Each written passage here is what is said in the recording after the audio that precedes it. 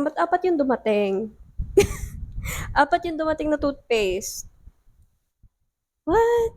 Meron dalawang whitening, baking soda plus hyaluronic acid. Wow, pwede pala sa ngipin yun.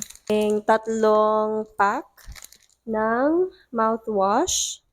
So, okay na okay to sa akin kasi ayoko na magdala nung nakabote na mouthwash kahit maliit. So, at least ito, nakasachet na siya. Anti-cavity na toothpaste. Sorry, medyo nababangag ako. Vitamin C, probiotic, whitening, tooth powder.